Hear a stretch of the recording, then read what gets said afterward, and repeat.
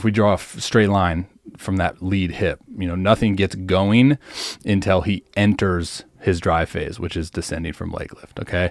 So now what you have is just a very limited amount of acceleration, right? So we look at 3 different types of energies throughout the delivery: ground force in the drive leg mechanics, separation, segmentation, rotational energy, which is what that is creating. And then the third energy that I'm referring to here is forward acceleration, right? So just right off the bat, you look at, I kind of group people into identification systems of, are we trying to accelerate greater? Or are we trying to put more force into the ground? And I just see, there's solely here, it's just not getting the most out of potentially increasing his acceleration rate, which is always tough to encourage with like high school kids, because there's always that perception of what they feel is powerful. Now, this is where it's interesting to me, and it's tricky to kind of instruct this. But when we think of individuals who struggle with arm action stuff, right? So that's kind of the next component that we see. And you mentioned this in the report, where the hand and the arm are just a little bit tardy.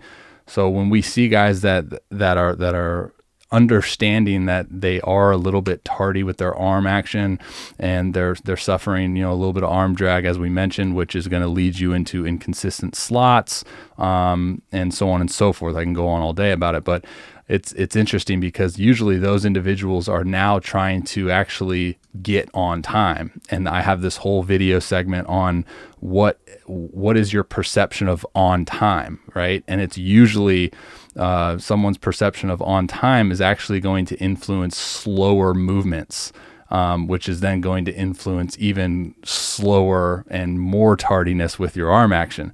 So that's why I said, like, within the initial move, I think we can actually clean up the arm action if we influence a greater, initial move forward momentum. And, Jacob deGrom, like I said, very unfair to compare, but I think one of the really, really interesting and fun to watch dynamics that he does within his delivery is his forward momentum in his initial move. So as soon as that lead foot disconnects from the ground, you can see that his body is moving forward before reaching peak leg lift, right?